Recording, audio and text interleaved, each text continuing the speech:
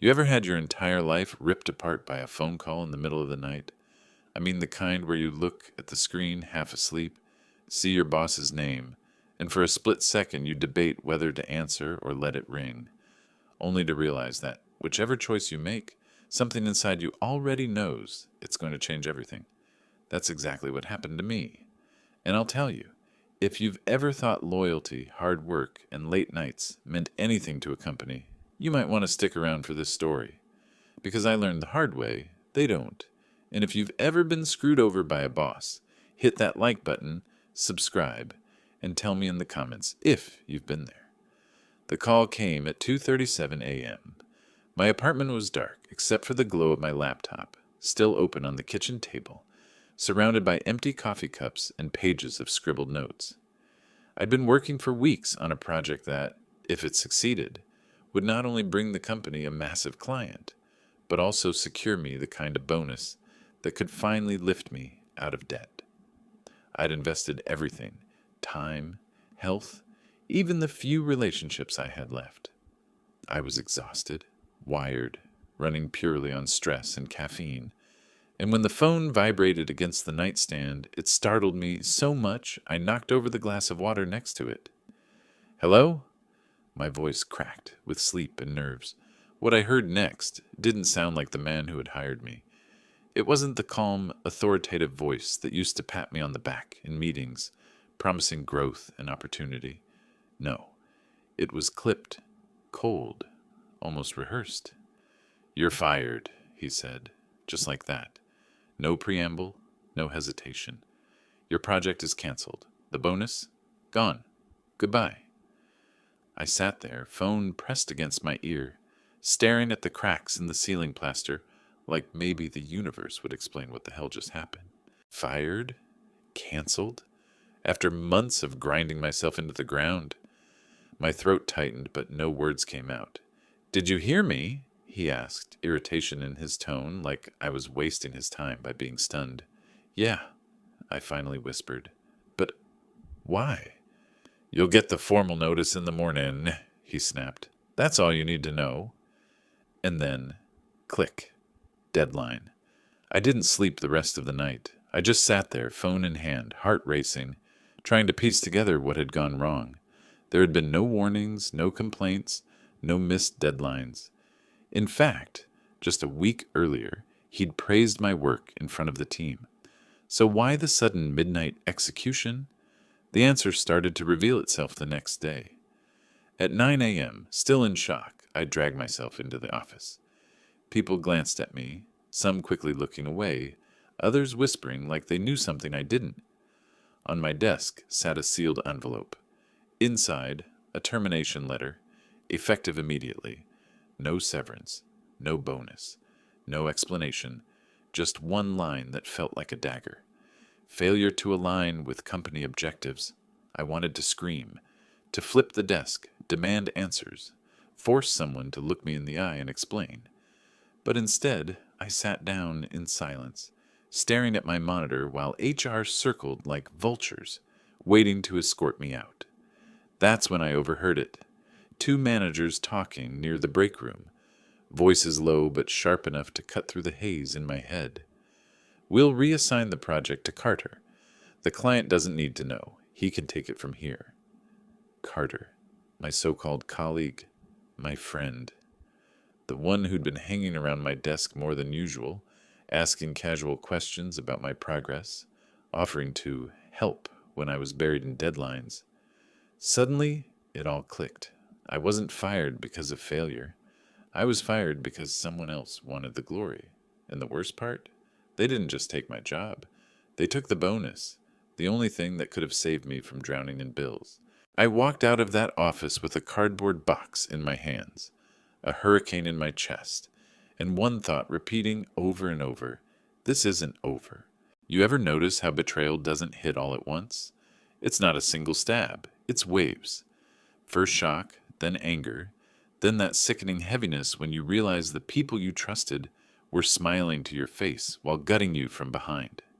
That was me, walking home with my box of belongings, like some cliché from a movie, except it wasn't fiction.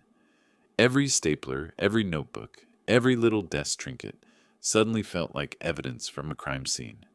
My crime? Trusting the wrong people. I sat down on the edge of my bed that night, staring at the ceiling again, except this time it wasn't confusion. It was rage. Rage at my boss for making me his midnight execution call. Rage at Carter for pretending to be my friend while circling like a shark.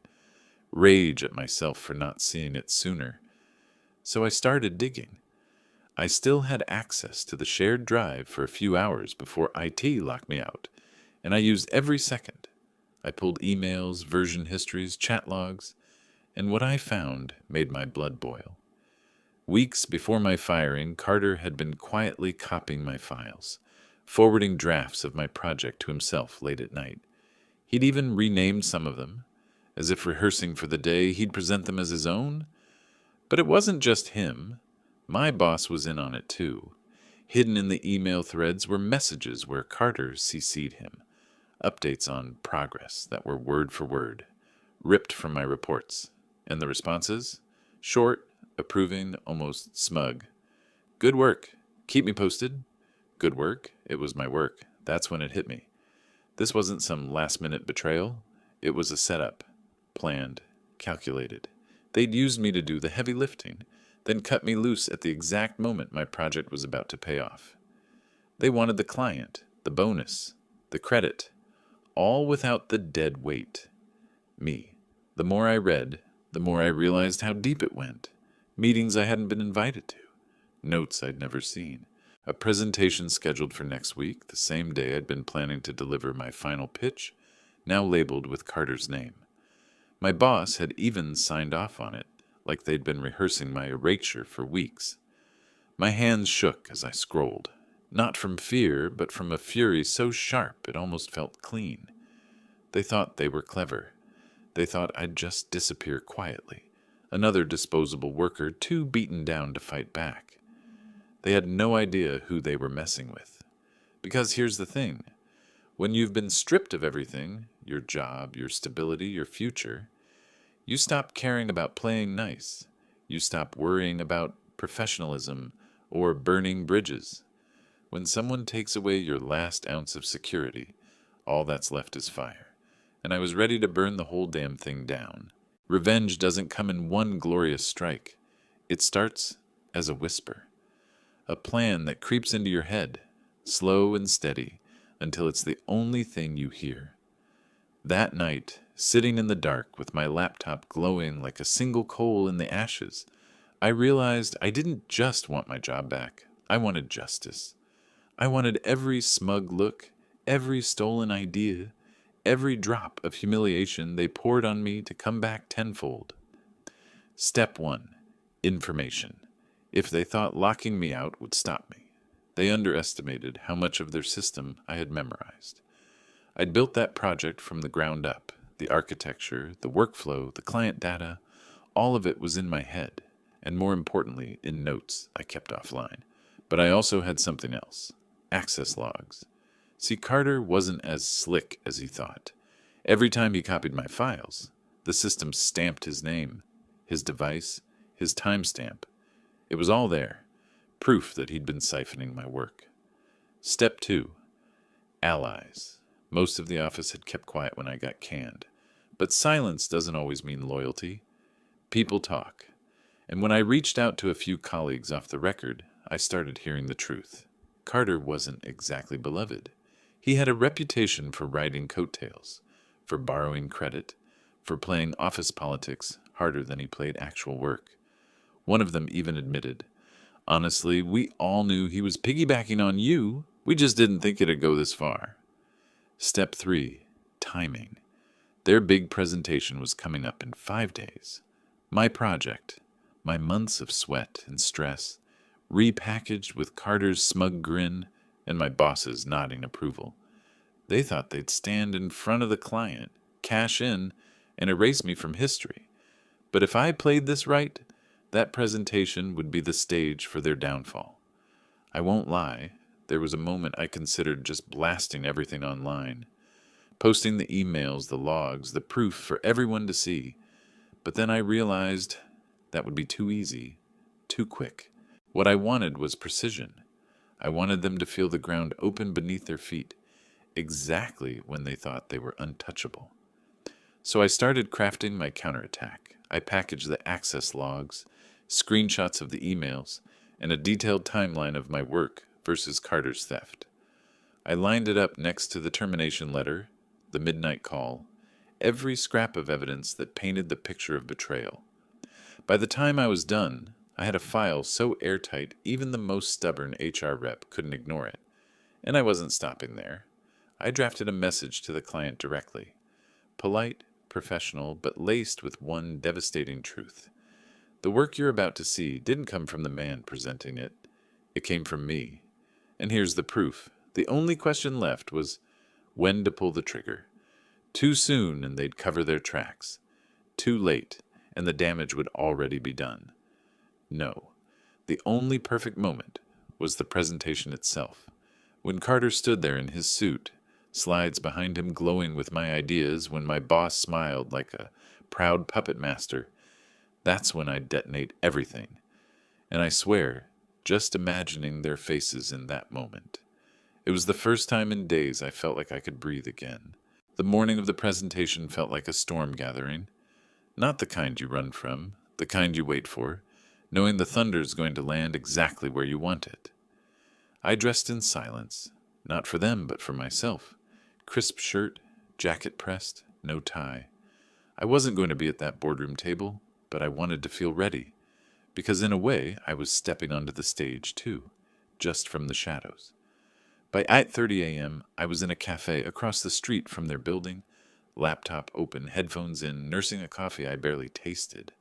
The presentation was scheduled for 9 sharp. I knew the routine.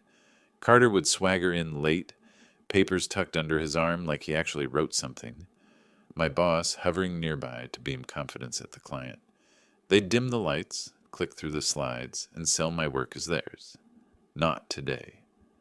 At 9:02, I hit send. The email went to 3 places at once. The client's lead executive, sitting in that boardroom waiting to be impressed.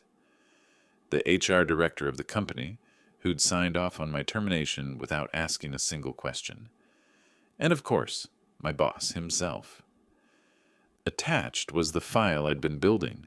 Access logs, screenshots, emails, timestamps, even side-by-side comparisons of my drafts versus the final version Carter was about to present.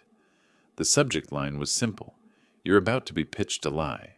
And then I sat back and waited. 10 minutes later, my phone buzzed.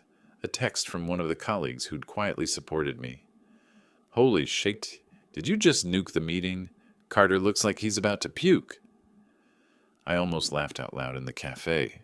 From what I pieced together afterward, here's what went down. Carter had just started his intro when the client's exec interrupted. Interesting. But before we continue, why am I getting an email from the person who actually developed this project? He held up his tablet, my message glowing on the screen for everyone to see. The room went silent. My boss stammered. Carter froze. HR turned pale. And the client? They weren't angry. They were furious. Not at me. At them. Because no one likes being lied to. The rest unraveled fast. The exec demanded explanations, Carter tried to stumble through excuses, and my boss attempted damage control. But the proof was undeniable. My notes, my logs, my fingerprints on every part of the project. They couldn't talk their way out of it. By noon, the client had walked out, saying they'd reconsider the partnership. By 3 p.m., word spread through the office that Carter had been escorted out, white as a ghost, with security on either side. My boss? Placed under review. Translation, his days were numbered. And me? I was still in that cafe, watching from a distance, feeling the kind of satisfaction you can't buy. They'd thought I'd vanish quietly. Instead, I'd turn their big moment into their public undoing. But here's the thing about revenge. Once you taste it, you realize it's not about getting even. It's about balance. And something in me knew this wasn't finished yet, because while they were busy scrambling, I was already one step ahead. When you take revenge, people think the story ends at the first explosion. They picture the guilty humiliated, the victim walking away victorious. But life doesn't wrap itself up in neat little bows. After the chaos of that morning, I knew I had a choice. Let the dust settle and move on, or press harder, make sure every last brick of their little empire came crashing down. I chose the second. By the next day, my inbox was a storm.